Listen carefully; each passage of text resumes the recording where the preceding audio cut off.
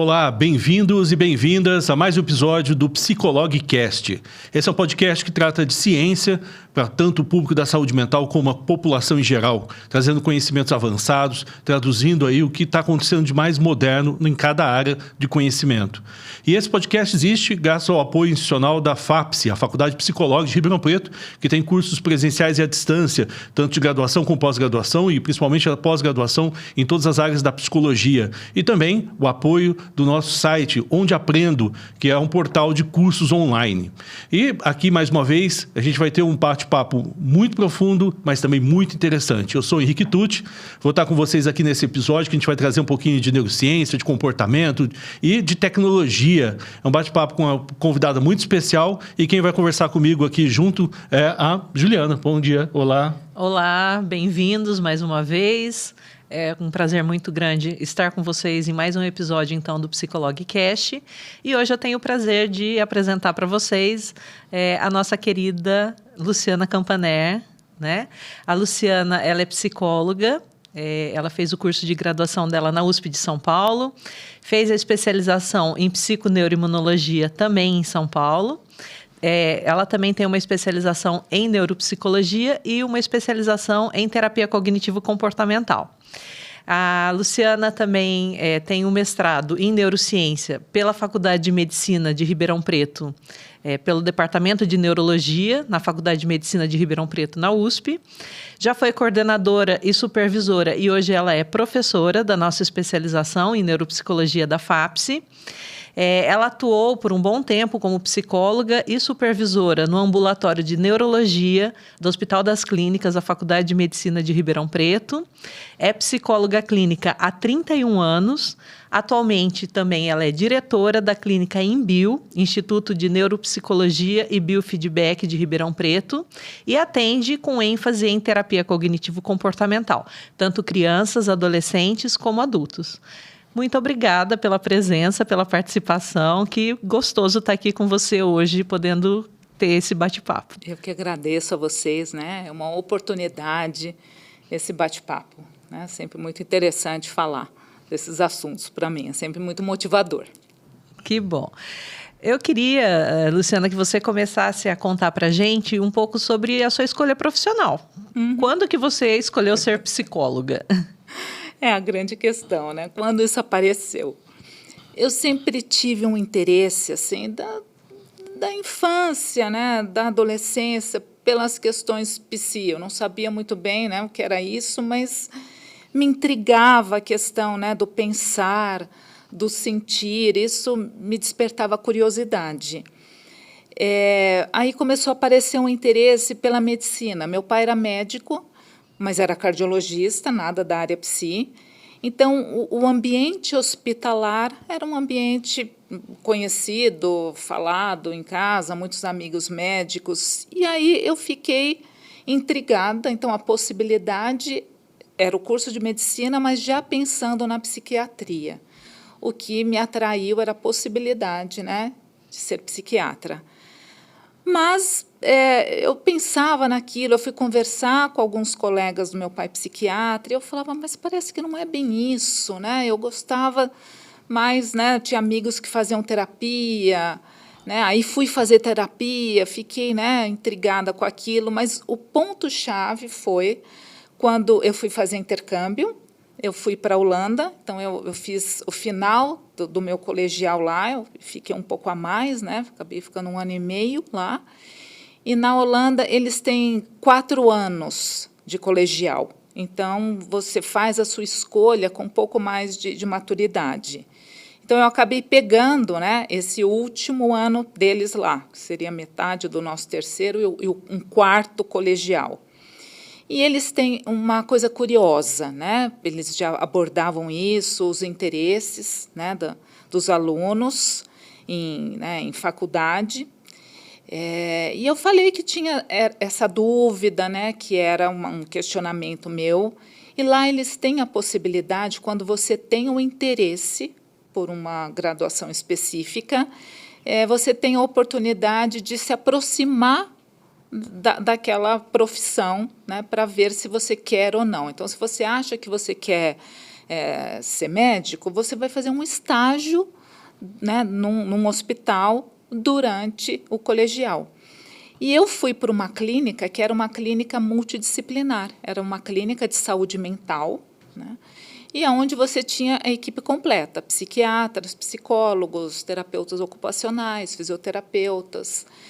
E fiquei lá por 6 meses. Né? Então, ficava na escola, né, até 4 da tarde, de lá ia para essa clínica 3 vezes por semana e ficava até 6 da tarde, se não me engano. Então, eu consegui ver, né, a atuação de cada profissional.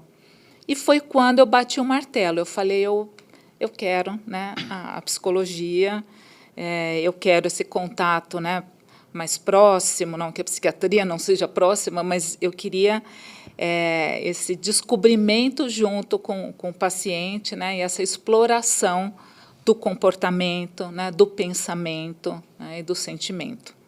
Então, eu voltei, né, determinada a fazer psicologia, eu voltei, fui para o cursinho, e aí entrei em psicologia. Eu entrei, então, é uma pergunta que muitas vezes meus adolescentes fazem, né, aquela angústia de entrar direto, né, na faculdade, entrar com 17 anos. Eu fui entrar praticamente 3 anos depois dos meus amigos. Né? Quando eu entrei, eu faço aniversário em março, entrei em janeiro, eu estava fazendo 20 anos em março. Mas eu entrei muito convicta. Então, né, foi uma escolha que eu acho que foi bem feita, porque aí eu realmente, durante a faculdade, eu nunca tive dúvidas. Né? Eu aproveitei muito a faculdade, eu tinha dúvida da linha durante a graduação, mas eu não tinha dúvida que era aquilo que eu queria fazer. Enquanto eu tive amigos que entraram direto, né, com 17 anos, eles falaram, acho que não era bem isso, né, voltaram, prestaram de novo. Foi um caminho, né, um pouquinho torto, mas é assim, né, acho que cheguei lá. De alguma forma. E dentro do curso de graduação, quando que você percebeu o seu interesse pela área clínica e pelas neurociências? Tá. Já faz bastante tempo, né? Me formei em 93. Então, assim, ainda não se falava em neurociências, né? Se falava muito pouco. Essa palavra mesmo ainda não se falava. No começo, eu fiquei muito interessada pela parte experimental. Eu tive a oportunidade, vou chamar na nossa área até a honra, eu tive aula com a Maria Amélia Matos. Né? Então, era assim, ela era uma pessoa, né, magnífica, muito firme, né, como professora, então muita gente tinha medo dela, mas assim, eu tive uma formação muito interessante, que eu fiquei muito tentada. Mas a hora que eu cheguei na clínica, né, eu me apaixonei. Na época, a USP São Paulo ela tinha uma vertente psicanalítica muito forte. Né? Então, as supervisoras de linha comportamental elas eram em número menor. Então, eu comecei, né, a ter a supervisão lá na linha psicanalítica e isso me deixou um pouco confusa, porque eu fazia análise, na época, eu fazia análise bioniana, a minha análise pessoal, né, a faculdade indicava fortemente que a gente fizesse, né, a nossa terapia, e era meio sugerido que fosse análise, mas a hora que eu comecei a atender nessa linha, eu fiquei um pouco em dúvida.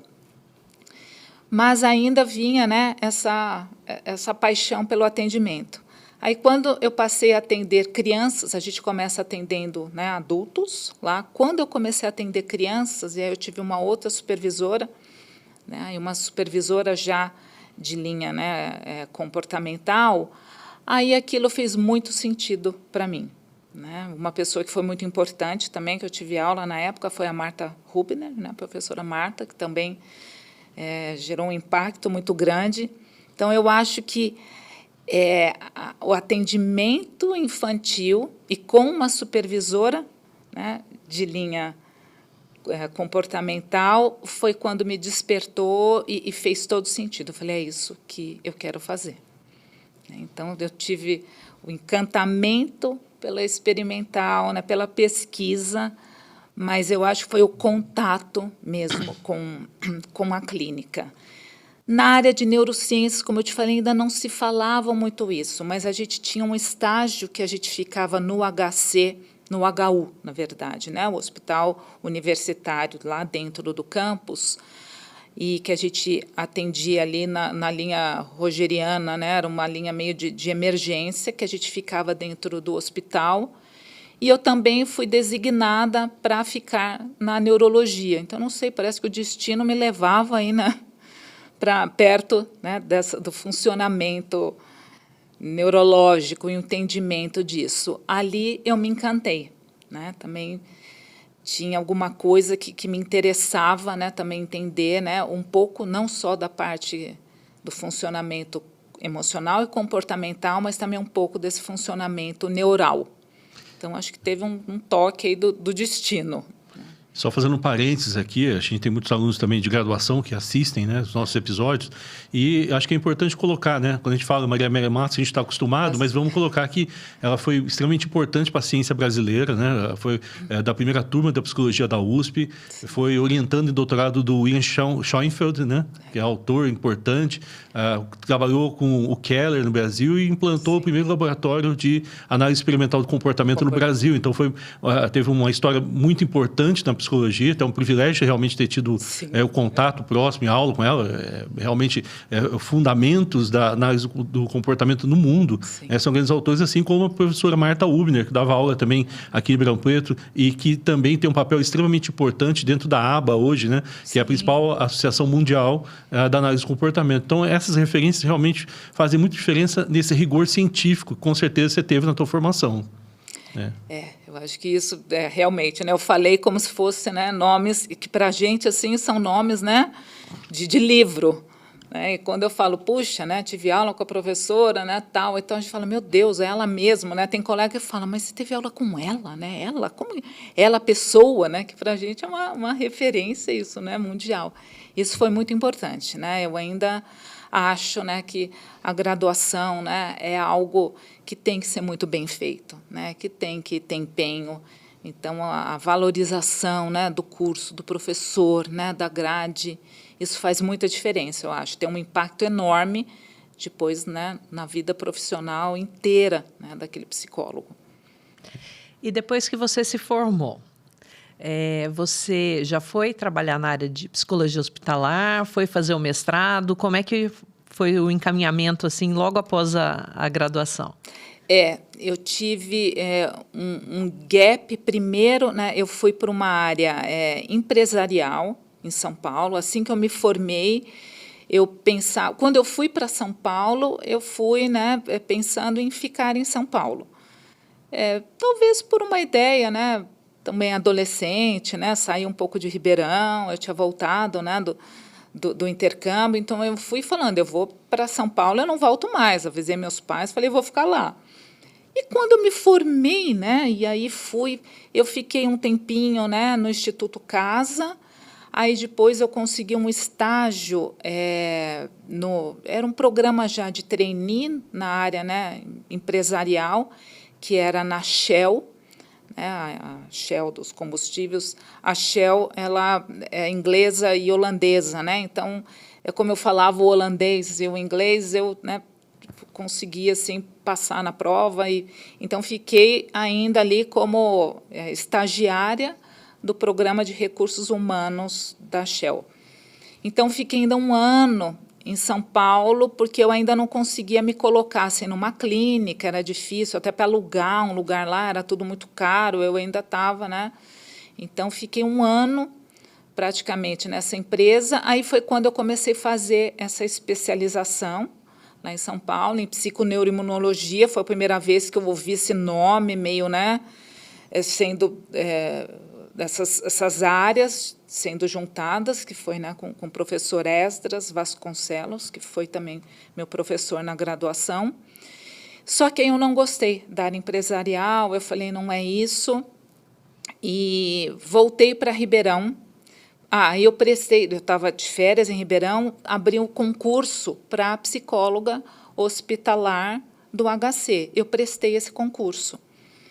E aí, quando eu prestei, eu falei, bom, então vou voltar, porque se eu passar, né, volto. Então, voltei para Ribeirão, mas eu ainda não tinha terminado a minha especialização lá. Então, a cada 15 dias, eu voltava para São Paulo. Só que eu não passei. Eu fiquei em segundo lugar, tinha uma pessoa que só tinha uma vaga, a pessoa pegou essa vaga, então eu falei, puxa, né, não vai ser agora. Aí eu abri um consultório, aluguei uma sala, né, numa clínica, eu atendia, né, alguns pacientes e falei, vou estudar, vou me capacitar. Eu tinha um contato aqui, uma colega, né, a professora Lucimar Paiva, né, que é docente aqui da USP, ela me chamou para ajudá-la, né, para ser uma ouvinte das aulas, né, de psicologia infantil. Então, eu ia na USP aqui, né, para ajudar um pouquinho, ver as aulas dela, e fui atendendo aos poucos. Depois de um ano, eu fui chamada no HC, porque a pessoa que tinha entrado, ela se mudou, eu não me lembro o que aconteceu exatamente, eu fui chamada.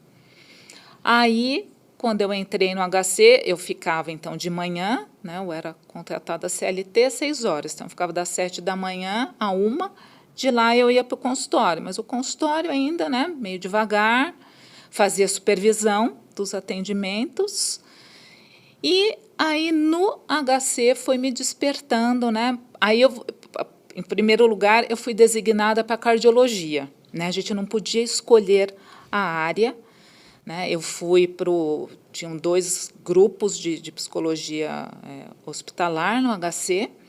Um deles era coordenado pelo professor Ricardo Goraeb. Então, eu fui para esse grupo, né, que é da área comportamental, né, a linha dele. Mas ele me encaminhou para o ambulatório de cardiologia, porque tinham alguns ambulatórios, algumas especialidades, né, demandando, pedindo psicólogos. Que isso também, né, Juliana, hoje em dia eu acho que é uma coisa muito mais óbvia, né, o psicólogo dentro de uma instituição hospitalar.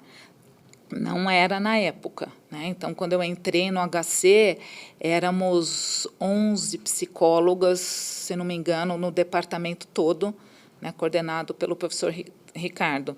Quando eu saí, éramos 50 e tantos, assim, né? Teve um boom muito grande, porque as especialidades foram demandando, né, isso, foram vendo a necessidade de equipes multidisciplinares. Aí eu fiquei um ano no departamento de cardiologia, né, com o Dr. Fernando Nobre, mas depois eu fui designada para a neurologia, porque a neurologia, sei lá, precisava o tempo todo e precisava também que fosse alguém, né, com um pouco de experiência clínica. E aí eu fui para lá e lá fiquei. Então, aí veio a necessidade do mestrado, até, né, a necessidade de um conhecimento mais profundo, né, das patologias da neurologia. E o mestrado aí foi em neurologia, com qual professor? Então, foi em neurociências, né? Aí eles abriram essa categoria. Eu fui a primeira aluna não médica a passar, né, na prova de mestrado pela neurologia. Isso também, né, foi o primeiro ano que eles estavam aceitando e foi a primeira pessoa a passar. Então, foi tudo meio desbravando. Foi o professor José Geraldo Speciali. Ele foi meu orientador. Foi na área de cefaleia, né, que é dor de cabeça. E aí, né, já estava no ambulatório de cefaleia. Então, atendia pacientes, né, multidisciplinarmente, né, com eles, mas eu precisava entender mais até esse funcionamento neurológico, né? A dor de cabeça é uma patologia neurológica, só que a parte emocional ela tem um impacto grande, né, como um desencadeante ou como uma possível, né, um cronificador da cefaleia. Então, isso foi sendo, né, a prática me exigia um conhecimento maior, né, e aí eu fui para o mestrado, né. Aí me abriu um outro universo, né, de conhecimento. Quanto mais a gente vai conhecendo, acho que mais a gente vai vendo que a gente não conhece quase nada, né. Então, era um misto de alegria com um pouco de angústia, que eu falava, meu Deus, né, ainda tem muito mais a conhecer. E no meio disso também, um contratado, né, um neurologista, que é o Dr. Bordini, ele foi para um congresso, né, na Europa, não, nos Estados Unidos, desculpa, no congresso de neurologia. E ele voltou empolgadíssimo.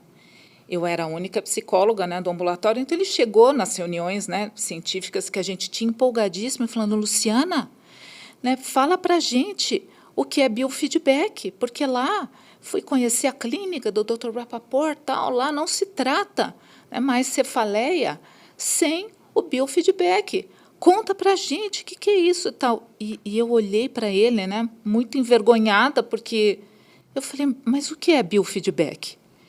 Ele falou, eu não sei, é da tua área. São psicólogos que fazem aquelas coisas com aqueles aparelhos. E eu falei, eu não sei o que é isso, senhor, me desculpa, eu vou me informar. Eu nunca tinha ouvido falar essa palavra, eu não tive nada disso na graduação. E aí eu fui me informar, né? E vi que era uma técnica, né, utilizada, né, e não só na cefaleia, né, mas era uma técnica complementar para a gente conseguir, né, manejar a resposta fisiológica, né, de algumas emoções, por exemplo, né, a ansiedade. Bacana. O biofeedback, então, ele atua nesse autocontrole, né, dessas funções corporais e também das funções mentais. Além da cefaleia, né, o biofeedback pode ser usado em que outras patologias? Em várias, assim. Dentro da cardiologia, né, eles usam muito para controle de pressão arterial. Muitas vezes não vai substituir a medicação, mas vamos imaginar que uma pessoa, né, que não tenha um bom autocontrole, não tenha muito controle, né, da sua ansiedade ou da resposta aos estressores do dia a dia, ela tem uma chance muito maior de desencadear todo aquele processo, né, adrenérgico dentro da gente e que ela vai, né, provocar um aumento da pressão arterial, do ritmo do batimento cardíaco. Se ela consegue controlar isso, vamos imaginar que ou ela consegue tomar menos remédio, ou ela consegue fazer que aquela crise seja, né, um pouco mais curta, ela consegue manejar de outras formas. Então, hoje em dia, você usa, né, em cefaleia, na parte de cardiologia, você usa para doenças crônicas, de dor crônica,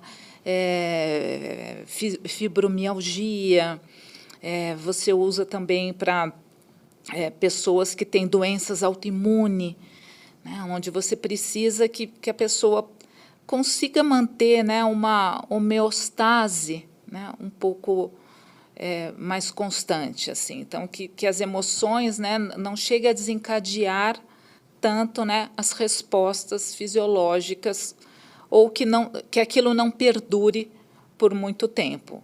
Você usa também isso, né, na própria neurologia, você usa para crianças que têm epilepsia, né? Às vezes você não consegue evitar a crise, mas a pessoa consegue saber que ela está ficando diferente, ela reconhece melhor as respostas dela e com isso às vezes ela consegue, né, evitar uma situação, né, possível ali de desencadear.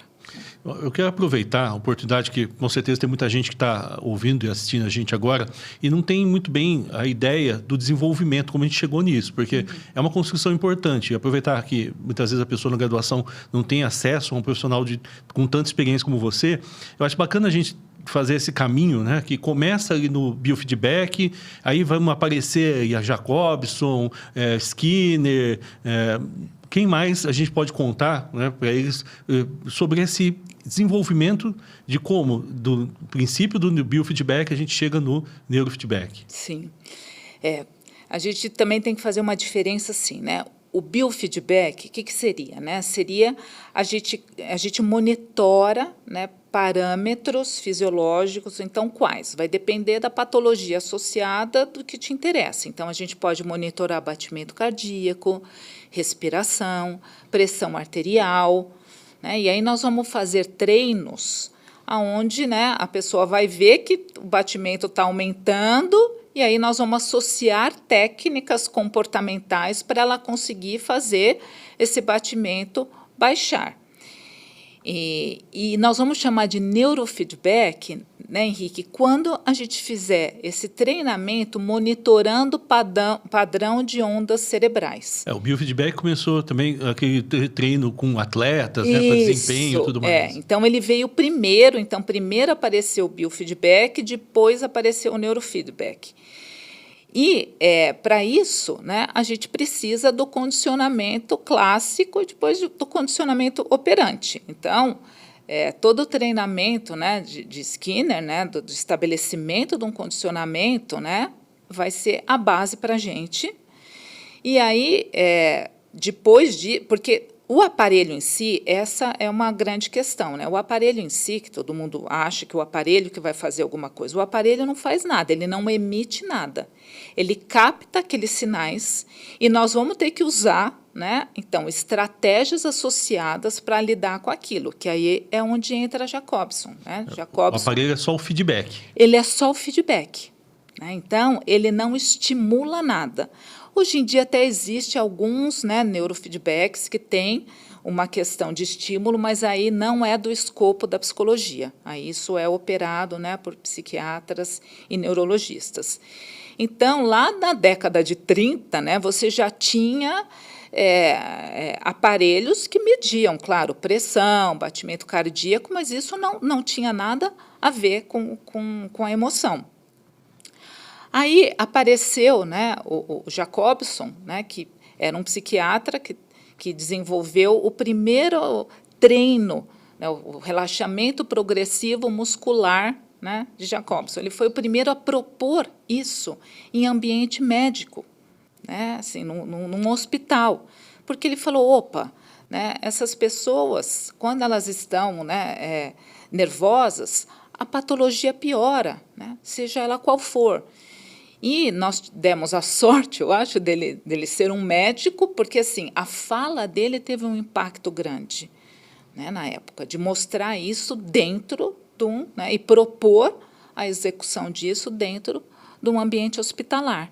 Então, ele desenvolveu, né, esse relaxamento, onde você vai fazendo contrações e relaxamento, né, em várias áreas do corpo, no corpo todo, né, você vai fazendo isso progressivamente. Então, o paciente aprende a discriminar a sensação, né, de estar com a musculatura tensa e depois de estar com a musculatura relaxada. Né? E por que a gente vai precisar depois do condicionamento operante? Porque no começo você vai fazer junto com o paciente. Ele fazia, né, com os pacientes ali. Depois, esses pacientes tinham que fazer sozinhos, né, fora do ambiente controlado. Né? A gente tinha que estabelecer depois que esse cérebro aprendesse que, opa, quando eu começo a tensionar, eu posso, né, relaxar depois. Então, quando a gente usa isso, né, para as disfunções temporomandibulares, né, o pessoal que tem apertamento, bruxismo, a gente não consegue fazer com que a pessoa pare de apertar durante a noite, mas a gente consegue estabelecer com o treino um ato reflexo, né, neurológico, que esse cérebro vai entender o quê? Que quando ele aperta, em seguida ele tem que soltar. Quando ele aperta, ele tem que soltar. Então, no começo, isso é guiado, é ensinado, depois a pessoa tem que treinar até a gente estabelecer um ato reflexo, que é um ato mais autonômico, vamos falar assim, quando a gente aprende a dirigir, né, um carro manual. A hora que você vai brecar, né, a gente, no começo, a gente não põe o pé na embreagem, põe só o pé, né, no freio e o carro morre. Depois, com o treino, a gente aprende que, a hora que eu vou brecar, o meu pé esquerdo ele já vai primeiro na embreagem, depois eu breco. Isso fica automático. Isso é bacana. Quer dizer, é um processo ativo da pessoa. Ativo. Aprendizado em que ela vai se desenvolver quase como realmente um treinamento físico, né? Então, isso veio ao longo, né, desde a década de 30, né, Henrique? Foi uma conjunção de coisas, né? Também a psicologia, depois se estabelecendo como ciência, se aproximando, né, da biologia, né, da neurologia. Então, o interlaçamento das especialidades foi criando isso. E até o desenvolvimento de equipamentos, né? Lá na década de 30, você tinha já o Berger desenvolveu o raio-x, dava para ver que, né, se desculpa, ele desenvolveu o encefalograma. Então, você conseguia, o EEG, você conseguia ver se a pessoa, né, tinha uma disfunção das ondas, se ela tinha uma epilepsia. Você já tinha raio-x, você conseguia ver se esse crânio estava rompido. Mas depois você foi tendo, né, tomografia, ressonância, mas a gente ainda não conseguia ver, né, a parte cognitiva em funcionamento. Então, na década de 90, né, que foi chamada década do cérebro, foi quando apareceu a ressonância magnética funcional, que aí foi um grande, né, boom para o bio e para o neurofeedback, principalmente, porque aí você tinha recursos para ver áreas do cérebro, né, em funcionamento, sendo mais ou menos demandadas durante uma atividade cognitiva. Né? Interessante, porque, como você falou, através da observação da pessoa conseguir identificar esses sinais das alterações que são internas, ela consegue ter uma atuação diferente no ambiente. Quer dizer, a gente tem também aí um processo importantíssimo que está participando da neuroplasticidade. Né? Isso, porque, olha, na cefaleia, por exemplo, no meu mestrado, a gente foi vendo quais eram os desencadeantes das cefaleias, né? Então, por exemplo, da enxaqueca. Você tem desencadeantes externos, que às vezes você consegue evitar. A pessoa não pode comer queijo, queijo pode ser um desencadeante para enxaqueca. Cheiro forte, algumas situações. Só que a gente viu que a gente comprovou, né? Isso já era sabido, mas apareceu no meu mestrado que 73% das pessoas com enxaqueca, elas falavam que a gente perguntava o que desencadeia, né, a tua dor de cabeça. Elas falavam assim, o nervosismo. Foi descrito como, de forma geral, um nervosismo. Então, que quando, né, essas pessoas estavam ou muito nervosas, ou muito ansiosas, ou muito agitadas, né, ou muito, às vezes, deprimidas, era uma questão que desencadeava a crise de dor.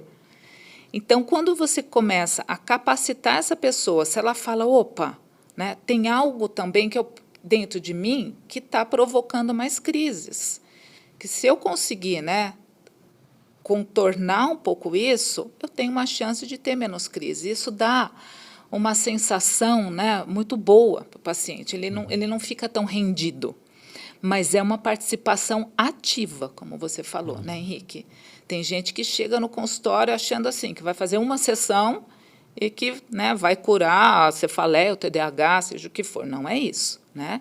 É mais uma ferramenta que a gente usa, né, inclusive, né, durante o processo terapêutico, que a gente pode até, né, falar. Isso é muito bacana e até complementando essa ideia, né, como as pessoas podem entender como funciona, é uma medida de ondas cerebrais. Né? Então, é um equipamento que é colocado, uma das possibilidades, né? A gente vai ver outras aqui, mas uma das possibilidades é colocar eletrodos sobre a pele, né? Que vão medir algumas ondas. E aí a gente pode falar dessas ondas, porque acho que até caiu no senso comum um tempo atrás, que o pessoal falava, vou entrar em alfa, né?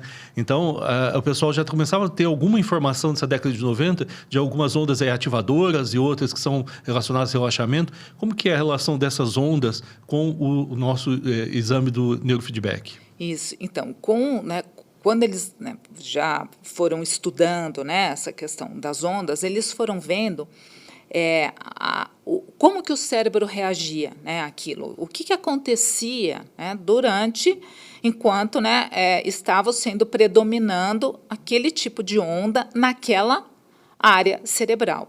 Então, na década de 60, né, foi uma década muito importante, porque eles estavam, né, buscando muito isso, né, essa questão de entrar em alfa, né, eles estavam ali, né, trabalhando com ondas alfa. Foi, né, uma época também onde se descobriu, né, os psicodélicos, né, as drogas e tal. E eles perceberam que, olha, né, essa onda, a onda alfa, é uma onda, né, que a pessoa realmente ela está num estado de relaxamento, né, muito grande. E que na década de 60 eles tentavam provocar esse estado, às vezes até com substâncias alucinógenas. E que depois falavam, bom, mas isso na prática não dava. Aí eles foram juntando. Aí quando passaram a ver que, olha, vamos monitorar, então, o que acontece, né, no cérebro dessa pessoa e no restante do corpo quando ela consegue chegar nesse estado, né, de predomínio de onda alfa. Eles viram que batimento cardíaco, né, baixava, pressão baixava. Então, que não era só, né, aquilo não estava acontecendo só no cérebro, você tinha toda uma consequência no restante do corpo. Hoje em dia, né, a gente consegue, dependendo do aparelho, você tem, né, aparelhos específicos. Quanto mais complexo o aparelho, melhor você consegue, né, trabalhar com ondas específicas. Então, não é preciso, né, a gente entrar em alfa, né, estar com predomínio de onda alfa o tempo todo, né, Henrique? Também depende do que você está querendo treinar. Se a gente estiver falando, por exemplo, do treino para, né, crianças TDAH, com déficit de atenção, ou também, né, quando a gente fala o treino de atletas, ou pessoas que estão prestando concursos, estão querendo, né, estão precisando ter um estudo, né, com muito foco, com muita atenção. A onda alfa não vai nos interessar, né? Ali a gente vai precisar de ondas de atenção. Então, você tem ondas alfas, que são de relaxamento, aí você tem ondas beta e teta, que já são ondas, né, de atenção, de foco, e depois você vai ter ondas de excitabilidade, né, ondas, né, high theta, que aí já vai para um lado meio da agitação, né, da hiperatividade. Então, a gente, quando vai fazer o treino, primeiro a gente precisa saber o que a gente quer, né, treinar naquela pessoa. A gente quer treinar que ele fique, né, no momento de atenção, então a gente quer treinar, né, que ele fique mais tempo, né, com predomínio de ondas beta e teta, né, que ele não perca a atenção. Nessa hora, se entrar uma onda alfa, se predominar a onda alfa, ele vai dispersar. Né? Se a gente está treinando controle de ansiedade, manejo de ansiedade, durante um relaxamento progressivo, se a gente está fazendo um treino para transtornos de ansiedade, síndrome de pânico, né, fobias, aí nós vamos querer que predomine, sim, ondas de relaxamento. Bacana. Isso quer dizer que o neurofeedback permite que a pessoa tenha uma modulação, né? Um ajuste, às vezes ativando ou reduzindo a atividade de determinadas ondas pelo feedback, né? E eu percebi que existe, por exemplo, uma predominância de alguma área específica do cérebro pré-frontal, onde são medidas essas ondas. Como que é essa questão da distribuição, né? E o treino ou a modulação dessas ondas? Sim. A primeira parte da sua pergunta, ele consegue, né, perceber na hora, vamos imaginar, nós estamos fazendo um treino de atenção, né, para uma criança com TDAH. Então, eu posso pegar aqui um aparelho para mostrar, que eu acho que vai ficar mais fácil. Então, por exemplo, nós temos aqui, esse é um treino que ele é um treino lúdico, porque ele né, quase um brinquedinho, mas que as crianças gostam muito, mas ele é bem simples para a gente demonstrar. Isso é um capacete, né, que a gente vai ter que colocar, né, na pessoa, e aqui nós vamos ter, né, esses 3 eletrodos que eles vão estar, né, monitorando áreas específicas. Então, vai depender, né, Henrique, do que a gente vai estar querendo. Para o TDAH, nós vamos monitorar, né, lóbulo pré-frontal, né? Nós vamos precisar ali das áreas de atenção. Então, aqui eu vou ter 3 pontos de monitoramento. Esse daqui, vamos falar assim, é o hardware, né? Aqui ele vai estar, então, monitorando a predominância de onda cerebral. Esse é um aparelhinho mais simples, vamos falar, ele monitora a presença de onda beta, que é uma onda, né? Enquanto, se eu estiver atento, ela vai estar predominando. Esse aparelhinho aqui, ele tem uma ventoinha aqui embaixo, e que essa ventoinha, ela é acionada, ele está programado para quê? Para se estiver predominando onda, né, a onda beta. Então, que ela tem uma frequência. Então, é uma coisa simples dele monitorar, porque essa onda tem uma frequência de tantos hertz. Se estiver predominando aquilo, ele vai mandar um sinal, né, para esse aparelhinho que vai ligar a ventoinha. E a hora que ligar a ventoinha, essa bolinha vai subir.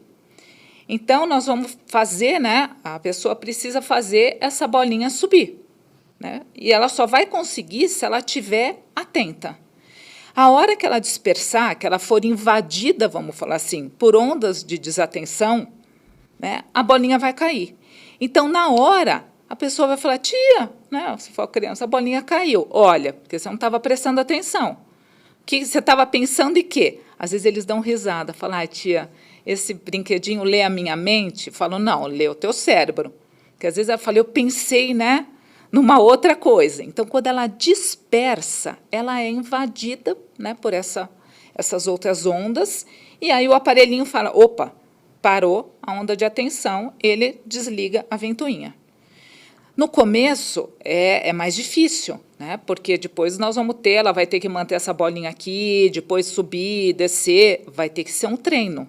Então, ela consegue perceber, né, Henrique, como que ela tem que pensar, como que ela tem que ficar para esse cérebro estar predominando onda de atenção. Que isso é uma coisa sutil para a gente, né, ensinar. Né? Como que eu faço, né? Porque às vezes a pessoa pergunta, falando, Luciana, mas como que eu faço para não me dispersar, para não parar de prestar atenção?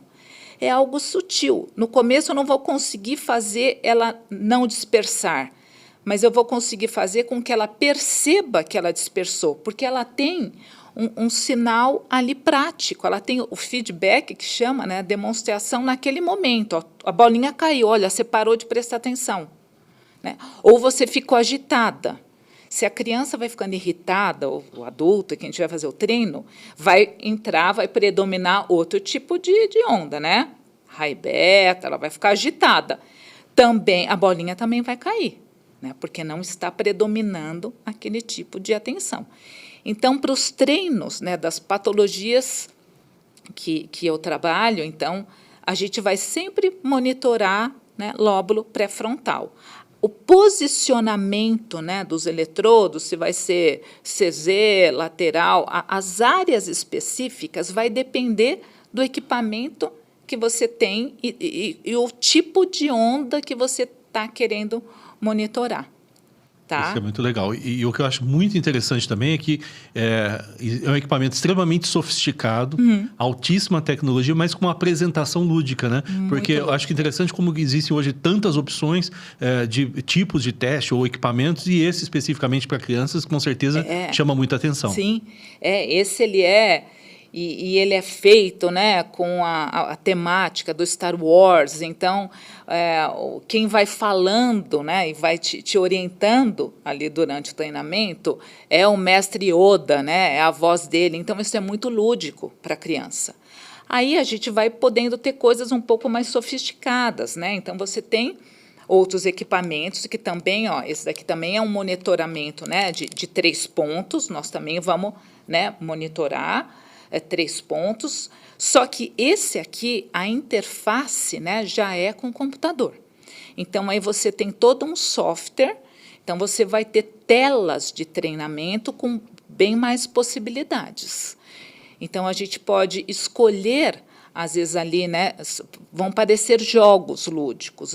Vai ter, né, um aviãozinho, e que esse avião, né, para ele voar, tem que estar, né, predominando aquele tipo de onda. Se ele dispersar, o avião cai, ele tromba. Ou, né, você tem que conseguir andar, né, num local lá e pegando moedinhas. Você só consegue fazer isso se você estiver totalmente atento ali. Né? E, com isso, como que eu consigo fazer que essa pessoa fique atenta e que ela consiga ficar calma para ficar atenta? Porque a ansiedade ela já é uma inimiga, né, da atenção. Isso é uma coisa importante, né? Quando a pessoa está num estado, né, de ansiedade, a gente precisa lembrar que a regra número 1 do nosso corpo é manter vida, né? Então, é muito importante ainda para o corpo cuidar aqui né, dos parâmetros básicos de respiração, batimento cardíaco. Quando a gente fica ansioso, o cérebro ele se confunde um pouco, né? Ele às vezes tem uma resposta muito parecida, né, a uma ameaça real, que essa ameaça não está acontecendo de fato. Então, o que ele faz? Ele se prepara para aquela situação de luta ou fuga. Ele começa a lançar um monte de cortisol, adrenalina, né, no corpo. E isso, quando ele entra nesse estado, a cognição ela tem um certo rebaixamento. Na hora que você, né, precisa lutar pela sua vida, não é hora de você lembrar, né, a fórmula da física. É o famoso branco na hora da prova, né? O que é dar branco? A pessoa está tão nervosa que o corpo entende que ela está em perigo.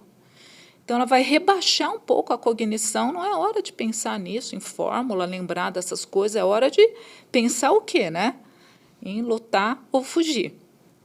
Então, se ela fica nervosa, ela não vai conseguir.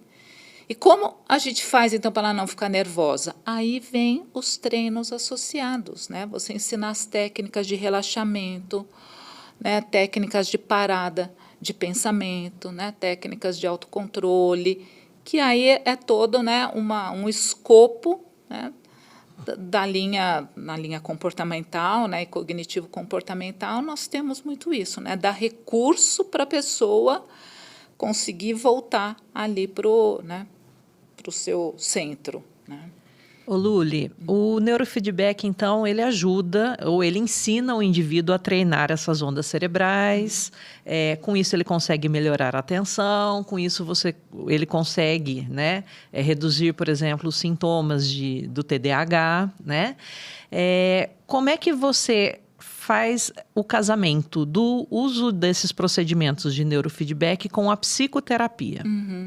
Essa é uma pergunta bem interessante, porque muitas vezes, né, alguns pacientes eles vêm indicados especificamente para aquilo. É uma criança que teve um diagnóstico TDAH e veio para treino cognitivo. Né? Às vezes essa criança nem faz terapia comigo, faz terapia com uma outra, né, psicóloga, mas vai lá especificamente para treino de neurofeedback. Né?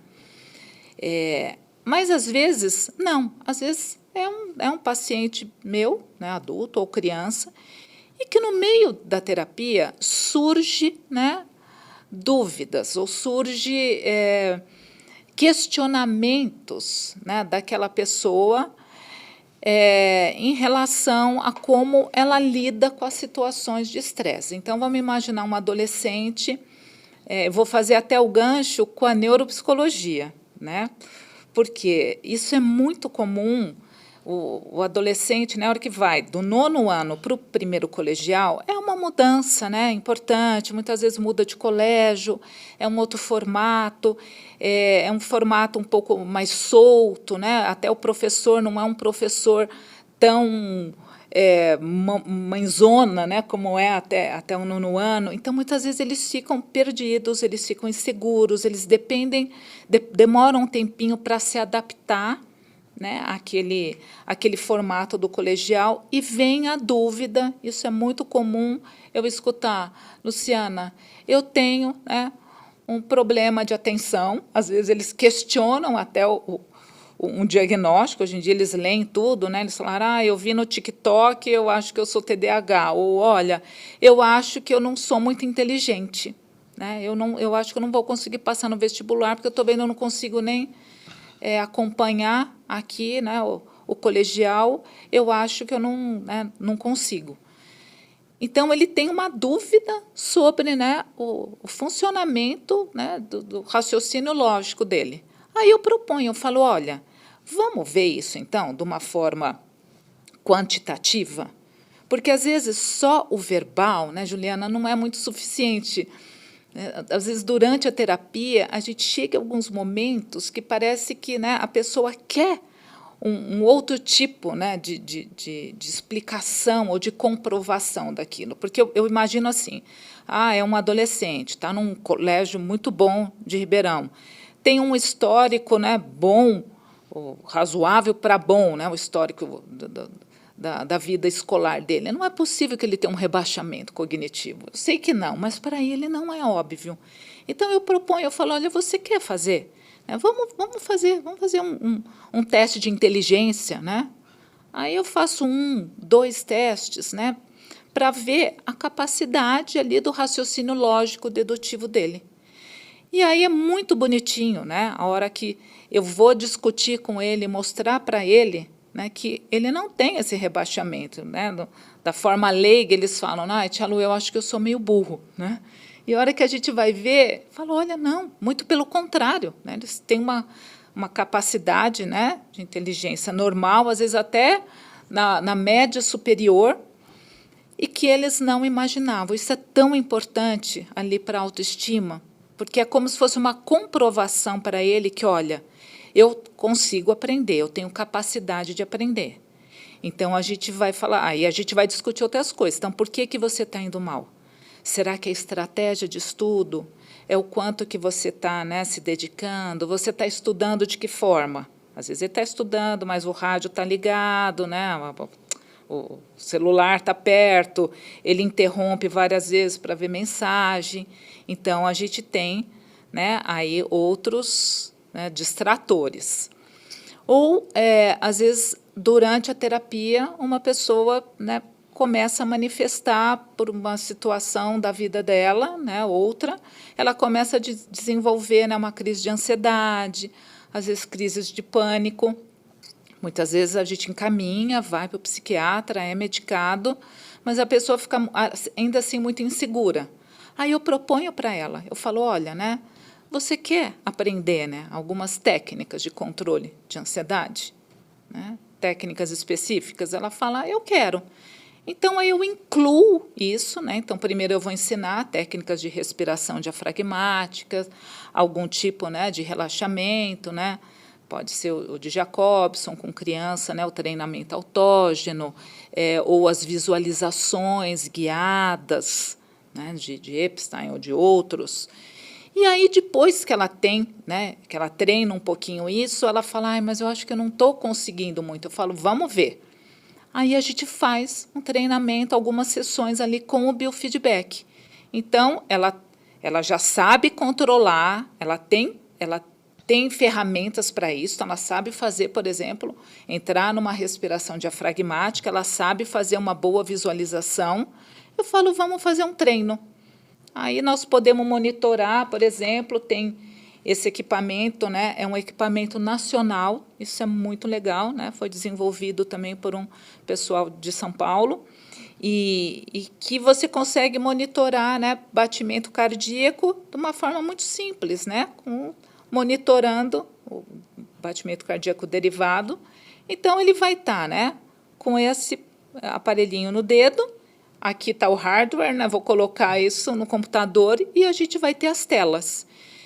Então, durante, né, o treino, ele vai ter que estar controlando a respiração dele. E ele vai ver que, quanto mais ele consegue deixar essa respiração, né, mais estável e a mente calma, sem pensamentos intrusivos, ele vai vendo que ele consegue, né, fazer lá o joguinho andar, o budinha subir, ou, né, a florzinha abrir, ou o passarinho, né, voar. Então, quando ele tem essa comprovação que ele está conseguindo, também é um reforço, né, positivo para a gente muito grande, que até me ajuda na terapia, valida que o que ele está fazendo em casa, que aquele treino, né, que ele está fazendo, realmente, né, ele consegue mexer ali nos parâmetros fisiológicos, porque às vezes eles acham que eles estão rendidos, né, que eles não conseguem fazer, né, nada para manejar aquilo. Nós sabemos, né, Luciana, que a graduação ela a graduação na psicologia, ela forma um profissional mais generalista, né? Sim. Então, durante a graduação, o psicólogo tem a oportunidade de conhecer um pouco sobre as diversas áreas de atuação da psicologia. Sim. E o que a gente tem visto cada vez mais na pós-graduação são esses alunos que escolhem primeiro fazer um curso de especialização em psicologia clínica. Eles terminam a psicologia clínica e começam a fazer um curso de especialização em neuropsicologia, né? E nós temos aqui uma aluna, inclusive foi aluna sua também, que também fez depois os cursos de formação para adquirir esse conhecimento dos procedimentos de neurofeedback. Então, a gente vê que esse conjunto de conhecimento ajuda demais, né? No dia a dia do atendimento clínico de pacientes. A nossa graduação, ela ainda acho que muito generalista, também não sei se teria como não ser, né? Acho que na graduação você tem que expor, né, todas as possibilidades ou as possíveis possibilidades para aquele aluno. Então, talvez também não dê tempo, né, de apresentar coisas mais específicas. Talvez em outras, né, matérias, né, que não são do currículo, né, matérias extras, mas essa parte de neuro e biofeedback ainda é bem difícil da gente achar na graduação. Às vezes você vai ter assim, alguma aula, né, muitas vezes eu sou convidada a dar aula em cursos de graduação para apresentar, né, toda essa possibilidade, né, de atuação que para eles não existem. Eu acho que é na pós-graduação que isso vai se confirmando, até porque a pessoa aí já vai tendo um pouco mais também da prática clínica e ela vai vendo também o que ela gosta, o que ela não gosta. Então, as especializações, né, eu acho que elas aí vão triar mesmo, né, para onde que o aluno vai, né? E isso vai sendo construído aí dentro da especialização, né, em neuropsicologia, aí eles conseguem, né, ter essa parte mais aprofundada. E, Juliana, é uma coisa muito importante que eu acho assim, que eu ainda acho que o psicólogo sai da graduação ainda com uma visão muito estreita, né, para a clínica. Eu amo a clínica, é a minha escolha, mas assim, eles pensam só, né, na terapia ou a terapia clássica, vamos falar assim, né, a terapia pura. A neuropsicologia, eu ainda acho que é uma área pouco explorada, né, pelo psicólogo, né, que é uma área que tem crescido assim imensamente, né, não só para a gente fazer essa combinação, né, durante a terapia, mas para as avaliações mesmo, não só de transtornos da infância, só que a gente tem, né, toda essa população envelhecendo com qualidade ou querendo envelhecer com qualidade.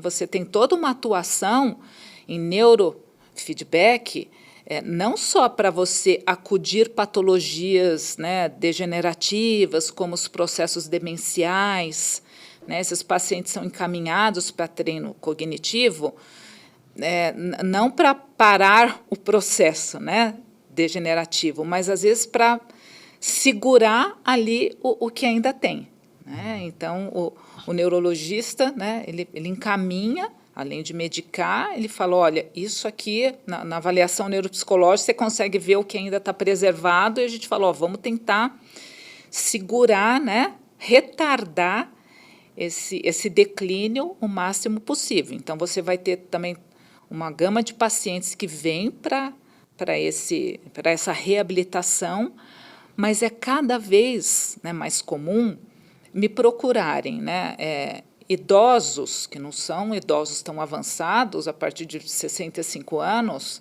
e que eles ficaram sabendo, às vezes o médico comentou, eles viram alguma matéria sobre isso, e eles querem fazer treinos cognitivos, né, como uma forma de prevenção, né, e de uma melhora de qualidade de vida, né, cognitiva durante a velhice. Isso é bacana. Né? Isso é uma demanda muito importante e que a gente tem percebido que tem crescido. E também tenho percebido pessoas que vêm hoje, né, muito focadas na questão do super desempenho. Já teve situações de cliente perguntar: o que você acha de tomar uma medicação para melhorar o desempenho do cérebro e tudo mais? Aí só um psiquiatra pode dizer isso, mas também há um outro caminho. Porque, como a gente está falando aqui, a gente tem muitos aspectos da neurofeedback associados a alguns transtornos importantes, né? Falando de incontinência, falando de aspectos da cefaleia, orgânicos, mas também aspectos cognitivos que podem ser muito favoráveis para a pessoa. A gente pode falar do desenvolvimento, né? De um treino, como a gente falou agora, desse desenvolvimento cognitivo, que pode, inclusive, ajudar não só a não usar alguns medicamentos, mas reduzir outros, né? Sim. Muitos pacientes vêm encaminhados por neurologista ou psiquiatra com essa questão, né? Porque a gente fala até uma frase, né? O medicamento não muda o comportamento. Então, às vezes, o medicamento ele vai segurar, né? Ele vai limpar um tanto, né? Da parte ali fisiológica que acontece, né? Química, neuroquímica, mas ele precisa também da ajuda, né? Daquele paciente. E, às vezes, não é indicado, né? Acontece muito isso. As pessoas estão prestando concursos públicos ou provas difíceis, né? Não só de vestibular, depois residência médica, coisa assim. Às vezes, eles procuram, né, um médico porque eles querem, né, tomar algumas medicações que supostamente, né, melhorariam a atenção e que o médico fala: olha, né, você não tem um diagnóstico para isso, né? Eu não vou te medicar. Existe até todo um questionamento ético, né? Se isso seria um doping, né? Medicamentoso ou não, né? Você privilegiar, às vezes, né? Uma pessoa. Então, tem toda uma discussão na medicina em relação a essas medicações. E eles falam: olha, tem uma outra forma, né, de você conseguir ter uma melhora, né, no estudo, que seria, né, você treinando, né, conseguir treinar, ficar atento por mais tempo, né? Conseguir estudar de uma forma, né, mais eficaz para que você consiga reter mais informação, né, na memória de trabalho, na memória operacional. Então, muitos vêm também, não é por patologias. Às vezes vem isso, porque estão, né, num momento de demanda cognitiva grande, concursos vestibulares. E também, né, Henrique, tem a parte, né, que é uma parte que eu gosto muito, que é a parte do esporte, né? Eu recebo muito pré-adolescente, criança, pré-adolescente, que, né, fazem atividades, né, esportivas, que querem levar isso a sério. Alguns, né, têm a pretensão, né, de serem atletas profissionais, ou muitos querem tentar, né, uma bolsa college, né, nos Estados Unidos via esporte. Então, né, tem crianças, né, da área do tênis, né, do basquete, do hipismo, e que aí eles vêm, né, para terapia, e aí a gente associa, né, o biofeedback para treinar controle de ansiedade e controlar, né, toda essa outra... tentar limpar essas outras questões para que ele consiga, né, ficar mais focado ali. São treinos de peak performance, né, que a gente chama, que é tentar fazer com que, naquele momento, né, ele esteja blindado das outras questões, né, até as questões externas, né. Uma criança, a hora que vai ali, né, jogar o tênis na partida dela, ela vai ter a torcida. A torcida contra pode ser um problema para ela. Mas jogar em casa, jogar, né, na frente dos pais, dos amigos, na tua cidade natal, né, então a torcida a favor pode ser tão pesado quanto a torcida contra, né? Eles se sentem muito pressionados. Então, você faz treinos para que eles fiquem, né, tentem ficar numa bolha interna, né, que aquela questão externa, seja o aplauso, seja a vaia, que eles praticamente não escutem. E você tem que treinar, né, a tolerância à frustração, porque vai acontecer, né, ao longo do jogo, ele vai errar bolas. Né? Então, ele não vai deixar de errar, mas a hora que ele errou, ele tem que esquecer aquele ponto. né? Porque ele tem que pensar no próximo, senão ele vai errar, né? 1 ponto, 2 pontos, ele vai errar um game, ele vai perder o game, vai perder o set. Então, essa parte da psicologia esportiva, né? Eu não sou exatamente uma psicóloga do esporte, né? Mas por essa questão, né? E por uma paixão própria, né? Eu acabo trabalhando com essas crianças. Eu acho que também é uma área, né, maravilhosa e também ainda, né, pouco explorada. Nas capitais nós temos mais, né? No interior nós temos muito poucos, né? Eu teria dificuldade em dar o nome de uma, né, psicóloga especialista em esporte em Ribeirão. Eu vi também que você trouxe um capacete chamado Play Attention. Para que ele serve? Então, esse é um outro equipamento, né? Esse é um equipamento americano. Ele também é um equipamento para neurofeedback. E esse nome Play Attention, né? Eles usaram, né, essa empresa, ela pegou o modelo de um treino cognitivo que tinha nos Estados Unidos, né, que é um treino que eles usam para astronautas, para pilotos, né, da Força Aérea, né, pilotos de caça. Imagina, essas pessoas, eles têm que ter, né, um nível de atenção absurdo, né? Você não tem, pelo tempo de reação, imagina um piloto de caça, né, num avião de caça. O piloto ali, ele não pode se dar ao luxo de dispersar meio segundo. Isso é fatal, né? Astronautas também. Então, esses profissionais, eles têm treinos cognitivos, faz parte do treinamento diário deles, além do treinamento técnico, físico, eles têm treinos cognitivos. E eles usavam, né, um treino, né, americano chamado, né, Pay Attention, que foi desenvolvido, né, para astronautas e pilotos, que é preste atenção. Mas era um treino muito formal, assim, muito chato, assim, ele não tinha nenhuma proposta lúdica, até porque era feito, imagina, por pilotos profissionais, né, já treinadíssimos naquilo. Era um treino meio técnico, né, só com um sinal, né, sonoro, um sinal luminoso, era bem chato. Aí uma empresa, né, fez um acordo, comprou aquilo e transformou, né, aquele treino nesse outro equipamento que eles passaram a chamar de Play Attention. Foi bem pioneiro, né, no uso do neurofeedback, né, para o TDAH, né? Isso, ele foi desenvolvido especificamente para TDAH. Então, né, você vai ter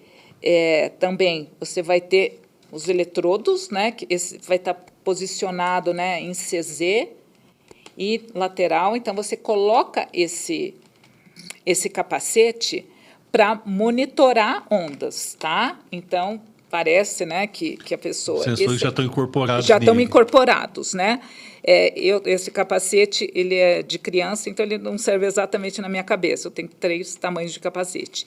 E por que foi interessante colocar no capacete?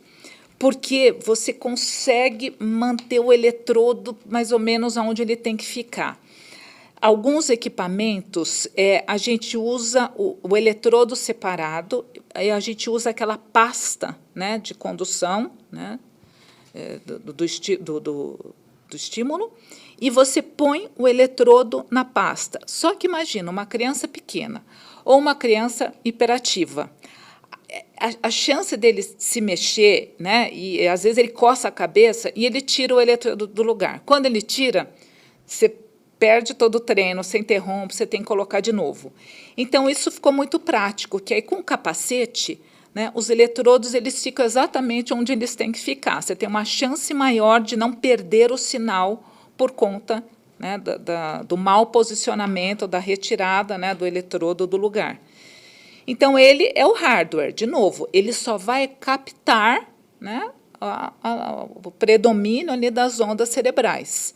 E o software vão ser joguinhos. A gente aí tem vários joguinhos, né? Você compra, né, o equipamento e aí você tem direito a esses jogos. Depois você vai tendo atualizações disso. Esses são jogos extremamente lúdicos. A parte gráfica é uma parte muito bonita, muito gostosa. Então, assim, ajuda muito, né, no treinamento. Porque antes a gente tinha, né, equipamentos, mas eles eram equipamentos muito técnicos, como eu falei, né? Às vezes o estímulo ali para treinar era um número, ou era uma bolinha que a criança tinha que fazer aquela bolinha mudar de cor, se ele conseguisse ficar atento. Mas imagina uma criança hiperativa ter que ficar olhando a tela e ficar esperando aquela bolinha mudar de cor. Quando mudou de cor, quer dizer que ele está atento. Era muito, né, difícil, porque era muito chato. Aí você, com essa também que a gente falou, essa interação aí das profissões, né? Então o pessoal, né,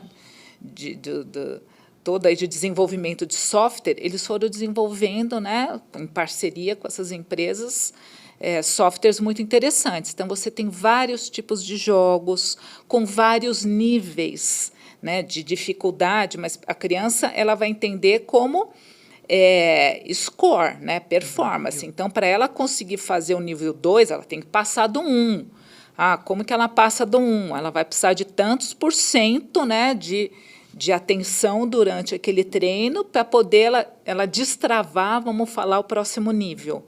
Então, isso também é muito estimulante, né, para a criança. É curioso, né? Então, quando eu apresento isso para ela, né, eu consigo também um engajamento maior, né, desse paciente no tratamento, né? É uma conjunção, como nós falamos. É possível tratar TDAH, né, sem neurofeedback? Sim, né, você trata na linha comportamental, cognitivo-comportamental, psicanalítica, né, cada um na sua forma.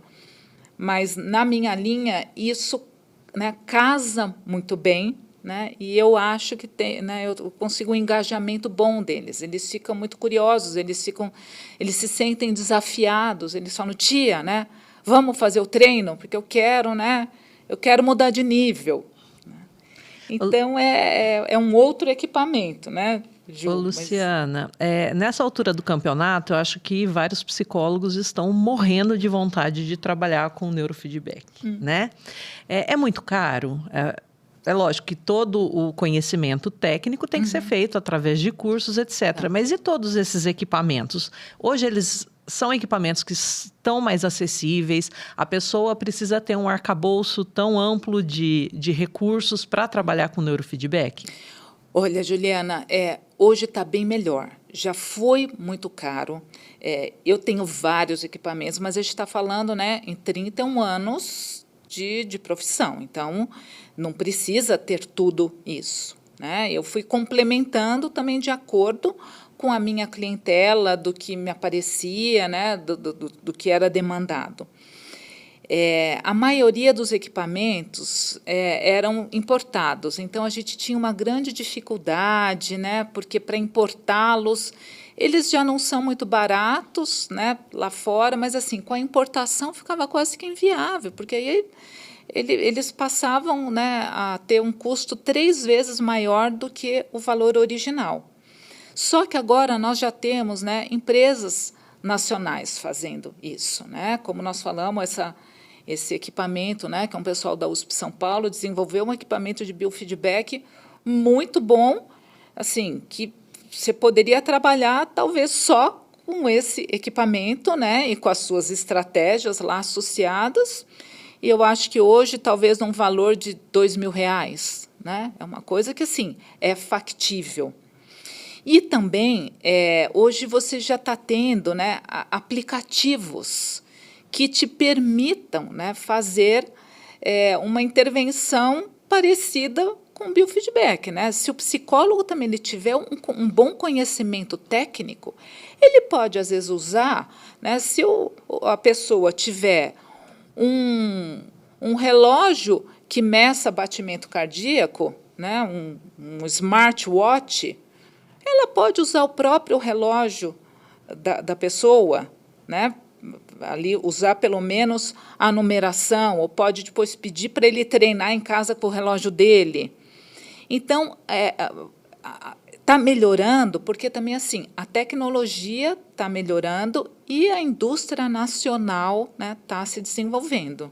Boa notícia. O próximo passo, né, já está por aí, né, ainda não muito, mas são os treinamentos, né, com realidade aumentada, né, com os óculos, então, para treinos de fobia.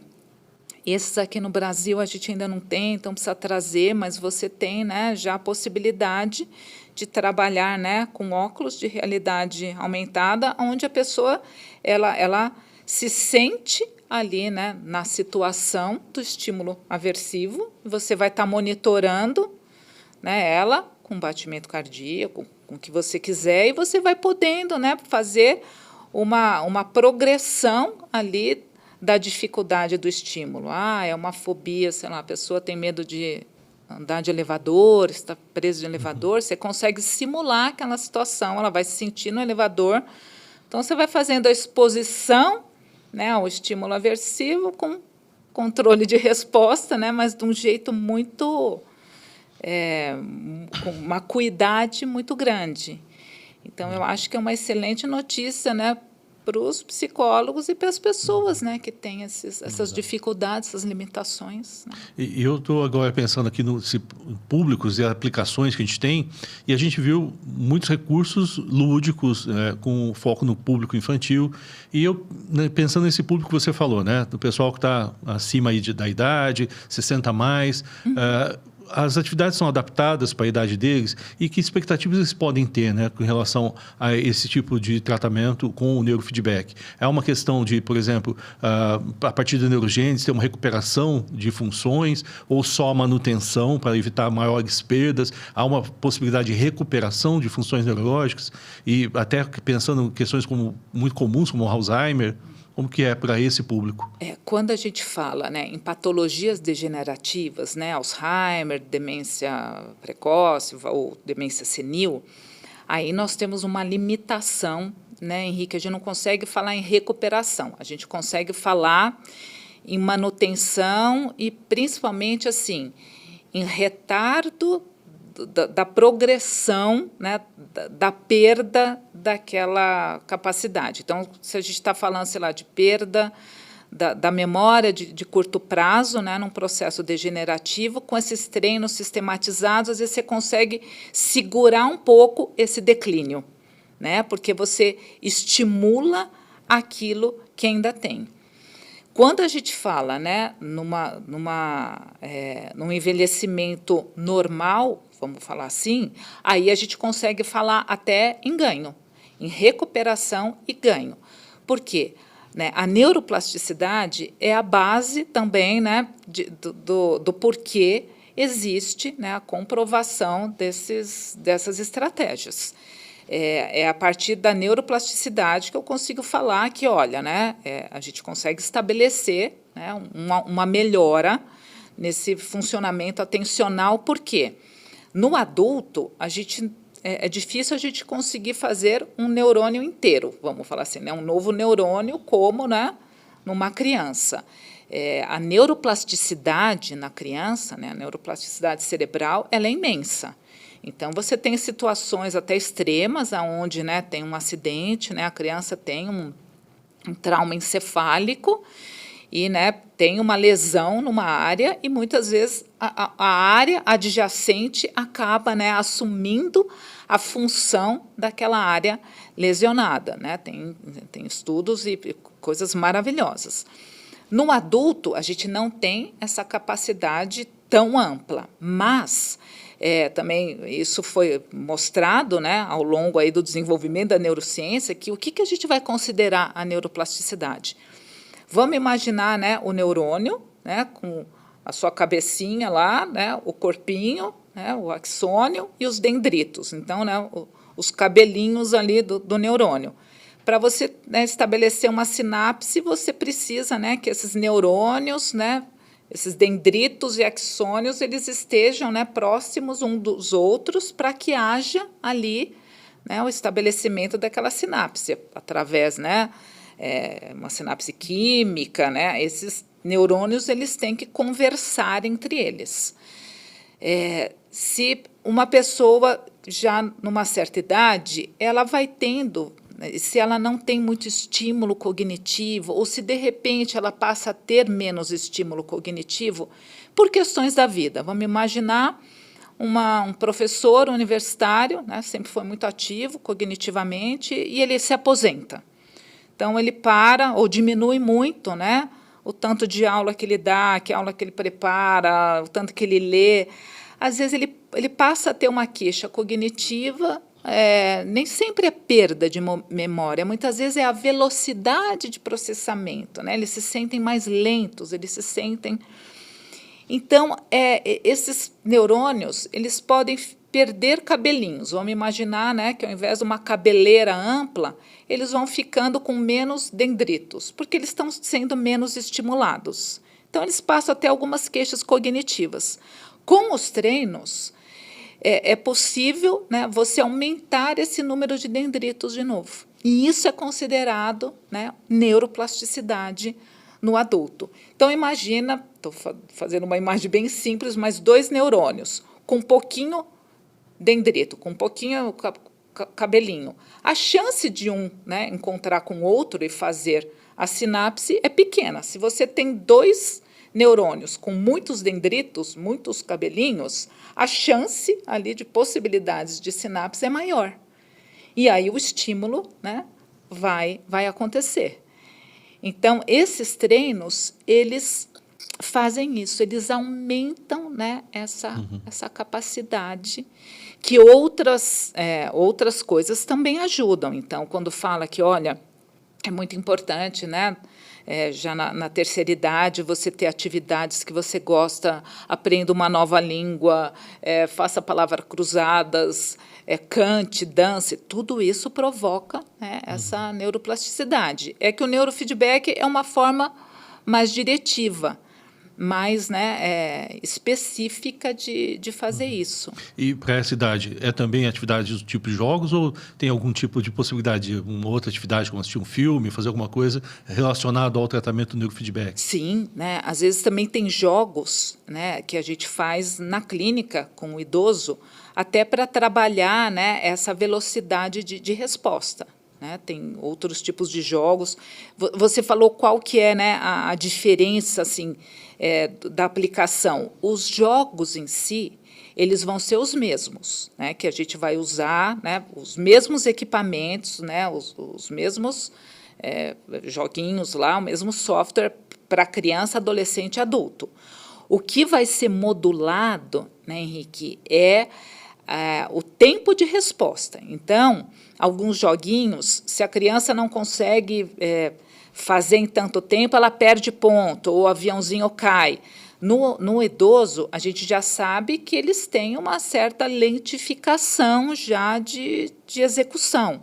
E não por uma questão patológica, às vezes pela própria idade. Então, entre ele ver, né, raciocinar e responder, né, e dar o estímulo ali, porque às vezes eles têm que usar o mouse, usar o teclado, isso demora um pouquinho.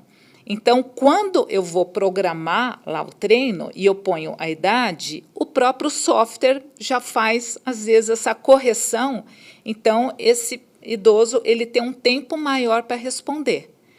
Então, não vai ser mais fácil para ele o tipo do jogo. A gente só vai adequar que ele tenha um tempo a mais para responder. Na neuropsicologia, quando a gente vai avaliar, por exemplo, os testes de atenção, isso tudo está ponderado, quando você vai comparar, né, nas tabelas normativas, até onde, né, uma criança de 8 anos chega lá no teste, um de 15, um de 20, um de 80, de 70, isso está ponderado.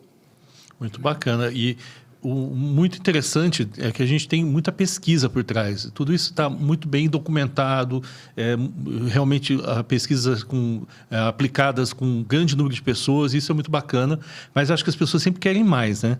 E acho que aí vem aquelas fantasias até de apagar memórias, de coisas do passado, e até onde eu sei, é uma área que ainda é experimental na neurofeedback, a questão de depressão, o transtorno de estresse pós-traumático. Tem algum avanço nessa área? A de depressão, eles têm usado mais um outro tipo, que estimulação transcraniana profunda. Isso eles têm usado, não é da área, né, da psicologia, isso é feito, né, por psiquiatra ou por neurologista, onde eles estimulam mesmo, né, áreas ali cerebrais, né, que estão pouco, né, ativas, e eles conseguem, né, para depressão maior, isso tem tido um uso, né, muito bom. Tem se usado muito também para os tiques, né? Então, também você... Tourette. É como se você lesionasse, vou falar assim, aquela área que está, né, hiperativa e provocando, né, aqueles estímulos exagerados. Esse tipo, então, de neurofeedback, de estimulação, como eu te falei, tem até 2 tipos de neurofeedback que são de estimulação, mas aí não são da nossa área. Mas isso tem crescido, né, muito, né, muito. Então, novas coisas vão aparecendo. Para a depressão, né, a gente usa mais essa parte, né, para o neurofeedback, a gente usa mais a parte tentando, né, fazer com que a pessoa se engaje naquilo. Então, provocar, né, o desejo, a vontade, né, de conquistar alguma coisa. É quase um correlato da ativação comportamental. Isso, exatamente. Só que de uma forma ali diferente, por isso que eu falo que é uma ferramenta. Tudo que é feito aqui, você tem recursos na psicologia para fazer, né, cada um na sua linha. É que, às vezes, esse recurso ele vai ficando, né, pouco, né, ou ele vai ficando repetitivo. A gente só, né, faz de uma mesma forma. Aqui você tem um outro caminho para acessar a mesma coisa. A tecnologia, né? Dá para fazer conta à mão, mas dá para usar o Excel também, né? Exatamente. Dá para ter um caminho mais efetivo, né? Agora, já me procuraram, então, o estresse pós-traumático, né, nos Estados Unidos, eles usam muito. Aqui ainda não é, né, dos equipamentos assim, né, que eu trouxe, né, e que a gente consegue ter aqui, ainda não é tão utilizado. Mas, como eu falo, falta gente, né, investindo e falando, eu vou trabalhar com isso, né? Porque protocolos, né, fora do país, Europa, Estados Unidos, tem protocolo para quase tudo, aí, com tudo que é possível, né, trabalhar com bio e neurofeedback, você tem protocolos estabelecidos. Então, não são técnicas alternativas, né, Henrique? Isso mesmo fora, nos congressos, são chamadas de técnicas complementares. É sempre, né, a medicina, a psicologia baseada em evidências. Mas, só como curiosidade, eu já recebi pessoas que chegaram no consultório que queriam, a fantasia dela era, o pedido era fazer um neurofeedback para ela esquecer um trauma, como se eu pudesse apagar uma área lá, uma memória específica, né? Isso não é possível. A gente pode tentar ressignificar, né, de uma outra forma. Na cognitivo-comportamental, a gente, né, falaria que isso é uma disfunção, né, ali cognitiva, né, e a gente pode diminuir isso e validar outras coisas, mas eu não tenho como apagar, né, memórias. Ou mesmo ensinar o manejo da ansiedade a cada momento que ela retoma a situação. Né? Então, ela ter o controle de conseguir perceber que está entrando, né, naquela memória, reconhecer isso, né, e ter algum recurso para parar, né, e sair daquele pensamento. Mas os filmes, né, muitas vezes trazem isso, ou algumas pessoas chegam querendo o oposto, né, ter uma expansão cognitiva imensa, tipo, tem um filme que chama Lucy, eu não sei se vocês já viram, onde ela vai tomando uma substância e ela vai virando praticamente um computador, assim, né, de uma capacidade absurda, do dia para o outro ela consegue aprender 2 línguas, então, né, é como se fosse ficando, né, uma capacidade infindável, né. O pessoal quer transformar tudo em Black Mirror, né? Pois é. É isso aí. Ainda não é possível. Que bom, né, que não é possível, porque também, né, acho que a gente perderia um pouco aí das questões, talvez, né, do que é humano e dos limites, né. Acho que a vida ainda tem e precisa de limites. Eu acho que nós vamos precisar agendar um segundo episódio. Com certeza. Com certeza. Nosso tempo está acabando, mas o assunto jamais, né? Tá muito gostoso. Para encerrar, a gente sempre pede uma comunicação direta com nossos queridos estudantes de psicologia e estudantes de forma geral. A gente viu, desde o começo do nosso papo, como é importante essa construção do conhecimento, né? Como a gente falou, hoje está muita coisa acessível, você vai lá, baixa o aplicativo e faz. Mas por trás disso existe toda uma construção do conhecimento. E eu sei que cada vez mais as pessoas têm, às vezes, até a preguiça, a dificuldade de iniciar uma carreira, né, de aprofundar num tema, estudar bastante. Então, o que você deixaria aí para o pessoal que está ouvindo a gente, que quer evoluir dentro de uma área, no nosso caso específico na psicologia, né, que dica que você diria para as pessoas fazerem, que você um dia fez e foi bom para você, ou que não fazer, que um dia você fez também, que não faria de novo? Eu acho que assim, o conhecimento, né, ele te traz a possibilidade e que depois ele te traz, né, a liberdade, né, até existencial, porque você tem autonomia, né? Então, assim, estudar, eu ainda sou, né, do tempo onde eu valido muito, eu gosto muito ainda, né, do estudo clássico. Então, vamos falar assim, estudem, né? Não tenham preguiça. Hoje eu sei que tem resumo de tudo, tem o ChatGPT e tal, mas assim, sejam curiosos, sabe? Arrisquem, procurem. Então, as formações, né, elas são muito importantes. Então, dê valor, né, para a graduação, né? Vá buscar, né, a pós-graduação, a especialização, porque ali também vai aparecer a possibilidade do novo. Então, não tenham medo, né, de perguntar, não tenham medo de arriscar. Quando, né, aquele, né, médico, né, me falou do biofeedback, eu fui procurar, eu não consegui nada, né, no Brasil.